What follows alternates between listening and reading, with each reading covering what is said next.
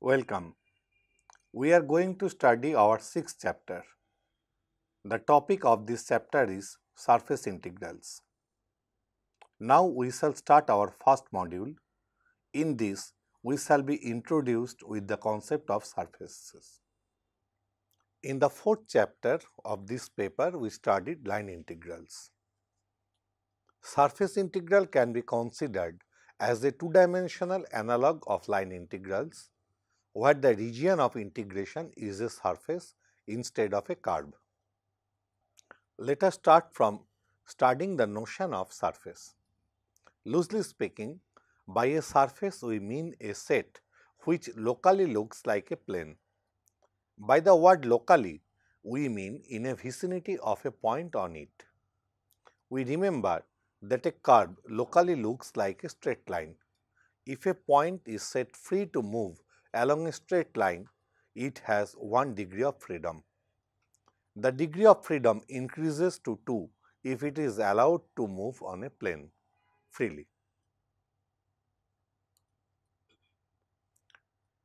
We now recall the definition of a curve and from that try to set a definition for surfaces in a similar tune. We defined a curve in space as a continuous map from an interval to R3. We know that an interval is a connected set in R, so we can consider a surface as a continuous map from a connected set in R2 to R3. But this is not enough, as a single point or a line segment is a connected set in R2 and we require something which looks like two-dimensional.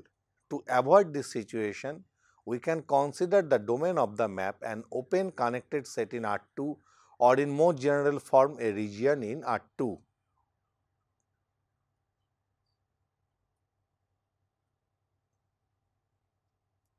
Also, while defining curves, we avoided constant maps. The reason is that for such cases, the codomain is merely a singleton set. Actually, we avoid such situation that if gamma from I to R3 is a curve, then there exists an interval J subset of I containing at least 2 points such that gamma j is a singleton set. An easier way to avoid this unwanted situation is to assume gamma to be an open mapping in addition to its continuity. With the above points in mind, let us define a surface in space that is in R3. Surface. By a surface in R3, we mean a continuous map sigma from T to R3, where T is a region in R2. For any UV in T, its image sigma UV from in R3 is denoted by the following: sigma UV equal to x UV, y UV, z UV. Although we do not mention separately, we shall avoid the case that there exists an open subset W of T, that the restriction of sigma over W is a constant map. There are some other ways to define a surface, but for our purpose, the above one is sufficient. This is called the parametric representation of a surface. We consider some known surfaces. Plane. We know a plane in R3 is given by an equation of the form Ax plus By plus Cz plus D equal to 0, where ABC are not simultaneously 0. That is a linear equation in 3 variables. If x0, y0, z0 is a point on this plane, then we have Ax0 plus By0 plus Cz0 plus D equals 0. Comparing the above two equations, we find A times x minus x0 plus B times y minus y0 plus C times z minus z0 equals to 0. That is, inner product of the vectors ABC and x minus x0, y minus y0 and z minus z0 is 0. The geometric meaning of this equation is that xyz is an arbitrary point on the plane. The plane passes through the point x0, y0, z0 and this plane is perpendicular to a vector ABC. On the other hand, we know that three distinct collinear points are needed to identify a plane.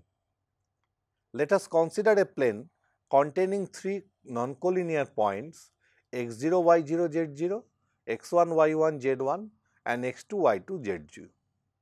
Clearly, the vectors a1, a2, a3, which is x1 minus x0, y1 minus y0, z1 minus z0 and b1, b2, b3, which is x2 minus x1, y2 minus y1 and z2 minus z1 are linearly independent. Thus, any point on this plane can be represented as x0, y0, z0 plus u times a1, a2, a3 plus v times b1, b2, b3, where u and v are arbitrary real numbers. Thus, we can represent a plane in a parametric form as follows. Sigma is a map which sends ordered pair uv to x0 plus ua1 plus vb1, y0 plus ua2 plus vb2, z0 plus ua3 plus vb3 in R3.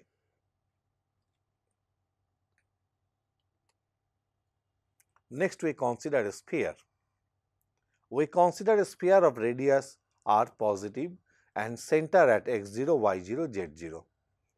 This sphere can be represented by a map sigma which sends uv to x0 plus r cos u cos v, y0 plus r cos u sin v, z0 plus r sin v, where u comes from the interval with left end point closed 0 and right end point open at 2 pi, and v from the bounded closed interval minus pi by 2 to pi by 2.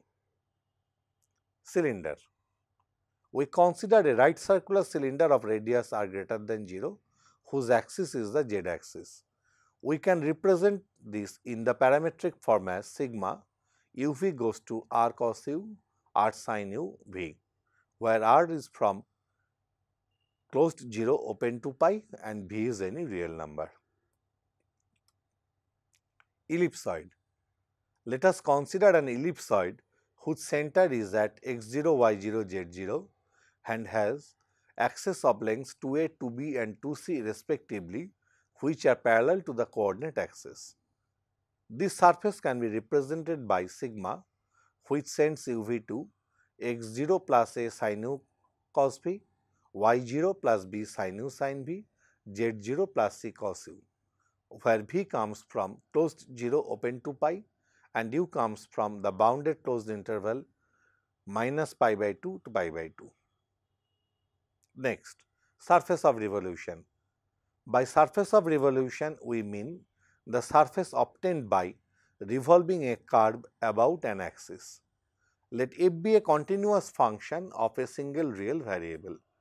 Then rotating the graph of f about the z axis, we get a surface of revolution described as follows. Sigma uv goes to u cos v, u sin v, fu. Finally, surfaces with an explicit representation. Let us consider a scalar field defined on a subset A of R2 by z equal to fxy, where xy comes from a set A.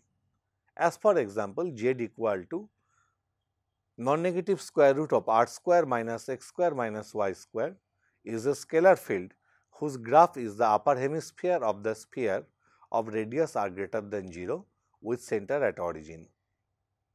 In parametric form, such surfaces are given by sigma uv equal to uv fuv for all uv comes from domain of f, which is A here.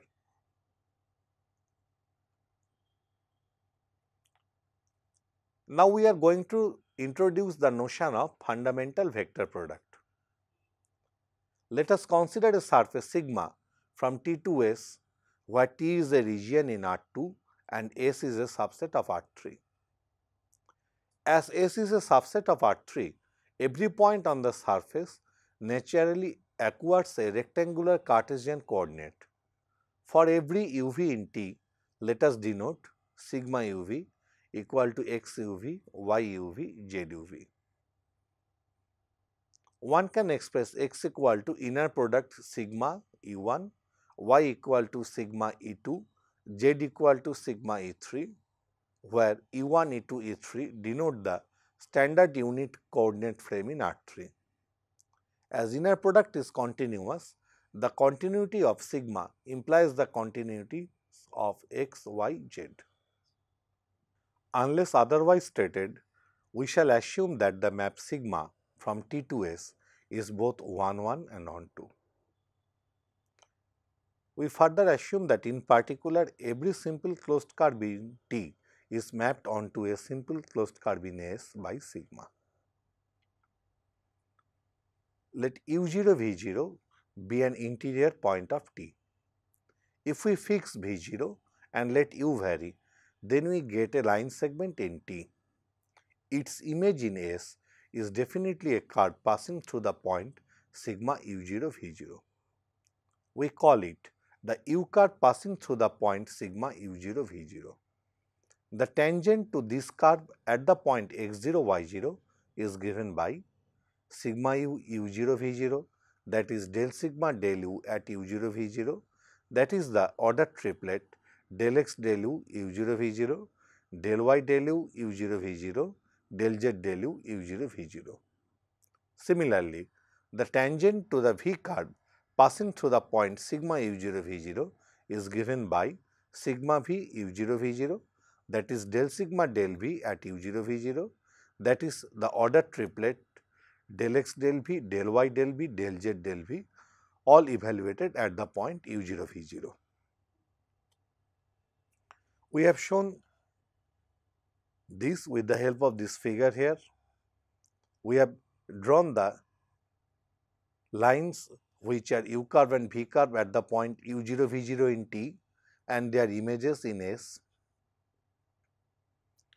And we can see that sigma u and sigma v denote the tangent to the u curve and v curve respectively at the point sigma u0 v0. Now we consider the cross product of the vectors sigma u and sigma v in this order. This cross product is called the fundamental vector product of the surface. We find del sigma del u cross del sigma del v is the cross product of the vectors del x del u, del y del u, del z del u with del x del v, del y del v, del z del v. That is, we use a notation which looks like determinant. In the first row ijk, in the second row the components of the first vector, and in the third row the components of the second vector in the natural order, and we find that it is the vector in R3 whose first coordinate is del yz del uv, second one del zx del uv, third one del xy del uv. Here del yz del uv denotes the Jacobian for y and z, and so on. Regular point. Let sigma from T to R3 be a surface where T is a region in R2. A point u0 v0 in T is called a regular point of sigma if and only if first, both sigma u and sigma v exist and are continuous at u0 v0. Secondly, sigma u cross sigma v evaluated at u0 v0, that is sigma u u0 v0 cross product with sigma v u0 v0 is not the zero vector. Singular point. A point u0 v0 in T is called a singular point of sigma if and only if it is not regular. Smooth surface. A surface sigma from T to R3 is called a smooth surface if and only if for every uv in T, uv is a regular point of sigma.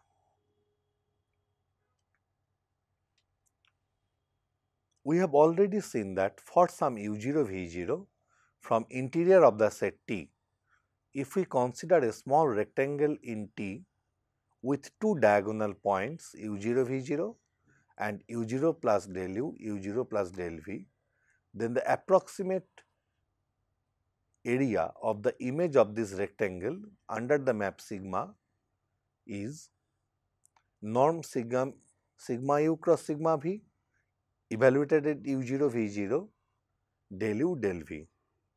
This is why norm of sigma u cross sigma v is called the magnification factor. If sigma u cross sigma v is the 0 vector, then the corresponding area becomes 0.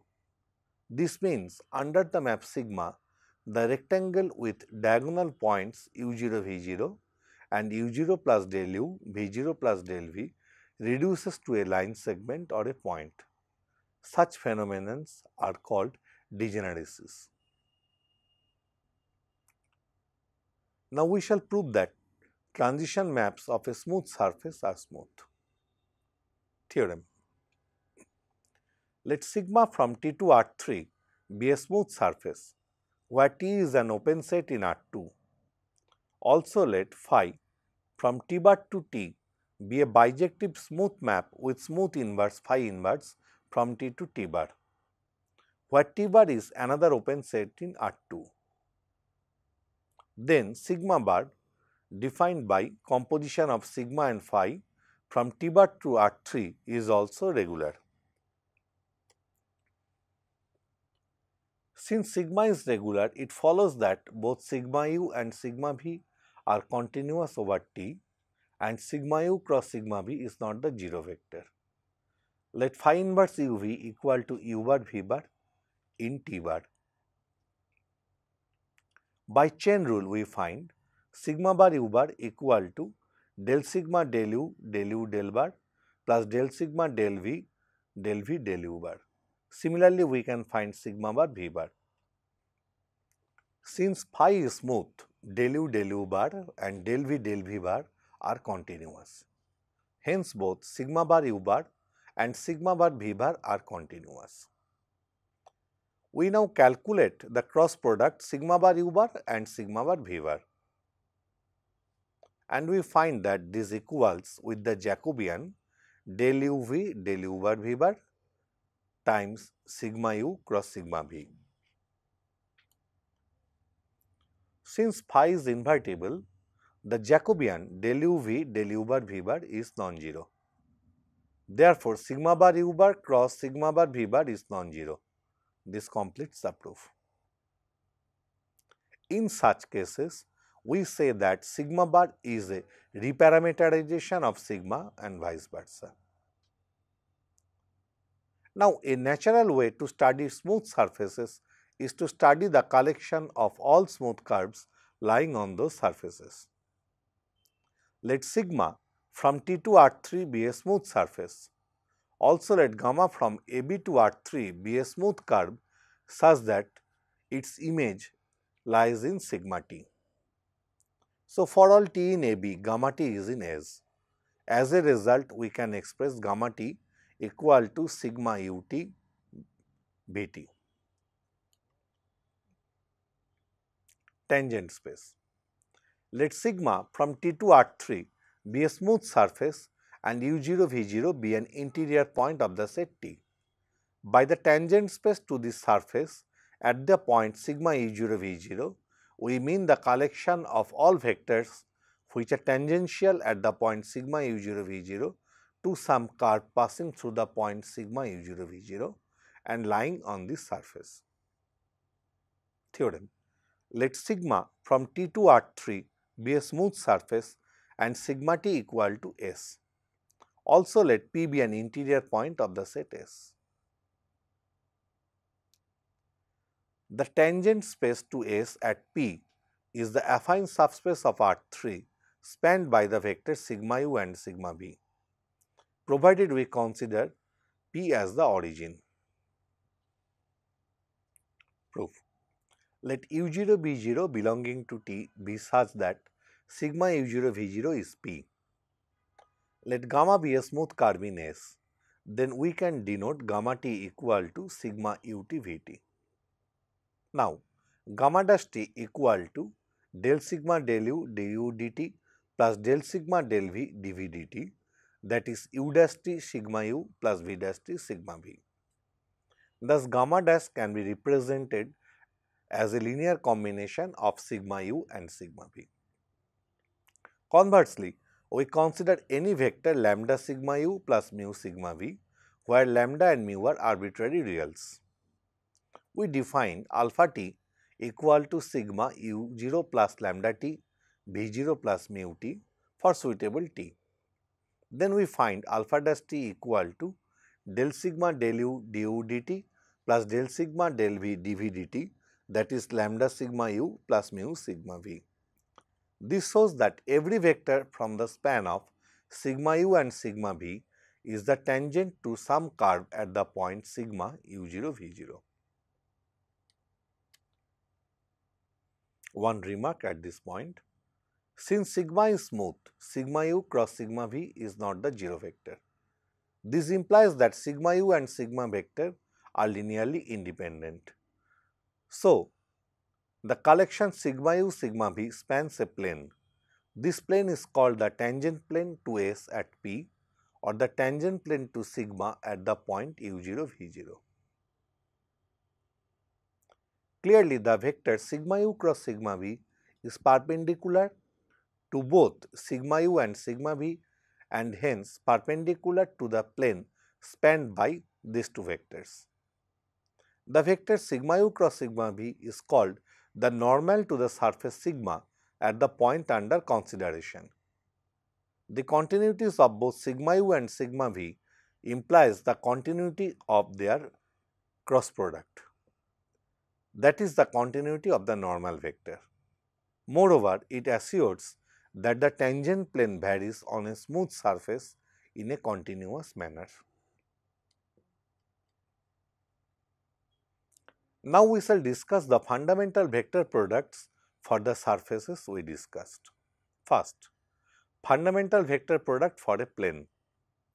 We know a plane can be represented by sigma uv equal to x0 plus ua1 plus vbb1, y0 plus ua2 plus vb2, z0 plus ua3 plus vb3 for all uv in R2. Here the vectors a1, a2, a3 and b1, b2, b3 are two linearly independent vectors whose linear combinations constitute the plane. So, we can easily check sigma u equal to a1, a2, a3 and sigma v equal to b1, b2, b3. Consequently, sigma u cross sigma v is not the zero vector since the vectors a1, a2, a3 and b1, b2, b3 are linearly independent. Next, fundamental vector product for a sphere. We consider a sphere of radius r and center at x0, y0, z0. We know we can represent it by sigma uv equal to x0 plus r cos u cos v, y0 plus r sin u cos v, z0 plus r sin v, where u0 comes from closed 0 open to pi and v from closed minus pi by 2 to pi by 2. We find sigma u equal to the vector minus r sin u cos v, r cos u cos v 0 and sigma v equals with minus r cos u sin v, minus r sin u sin v, r cos v. We calculated the vector product sigma u cross sigma v and found that it is r square cos v, cos u cos v, sin u cos v, sin v. We notice that sigma u and sigma v are continuous everywhere on the domain. The singular points corresponds to v equal to minus pi by 2 and v equal to pi by 2. That is the north pole and the south pole of the sphere. Fundamental vector product for a right circular cylinder. We know we can represent a right circular cylinder in parametric form by sigma uv equal to r cos u, r sin u, v, where r is from closed 0 open to pi and v is any real number. Now, sigma u is equal to minus r sin u, r cos u 0 and sigma v is 0, 0, 1. So, their cross product is the vector r cos u, r sin u 0. Clearly, both sigma u and sigma v are continuous and it has no singular point. Now, we consider the fundamental vector product for a surface of revolution. We know such a surface can be represented by sigma uv equal to u cos v, u sin v f u, where f is a continuous function, u belongs to domain of f and v belongs to closed 0 open to pi. We now assume that f is continuously differentiable. So, sigma u equal to cos b sin v f dash u and sigma v equal to minus u sin v u cos v 0. So, their cross product is minus u f dash u sin v minus u f dash u cos v u. Clearly, both sigma u and sigma v are continuous. The singular point corresponds to u equal to 0. Now, fundamental vector product for a surface represented explicitly. We assume that the surface is defined with the help of an explicit representation z equal to fxy. In parametric form, such a surface is given by sigma uv equal to u v f u v. So, sigma u equal to 1 0 del f del u and sigma v equal to 0 1 del f del v. Here we assume the existence of partial derivatives of f. We further assume that both del f del u and del f del v are continuous.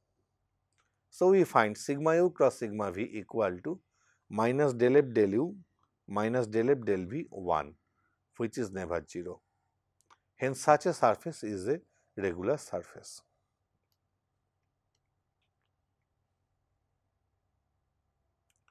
Now, we consider the area of a parametric surface. Let T be a region in R2 and let sigma from T to R3 be a surface. We denote S equal to sigma T. In our earlier discussions, we found the following. If we consider an elementary rectangle in T of sides of very small measure delta u and delta v, then it is mapped to a curvilinear parallelogram of area approximately equal to norm sigma u cross sigma v del u del v. Thus, norm of sigma u cross sigma v can be considered as local magnification factor for elementary areas under the map sigma. Being motivated by the above, the area of a bounded surface S can be defined by area of S equal to double integral over T of norm sigma u cross sigma v du dv.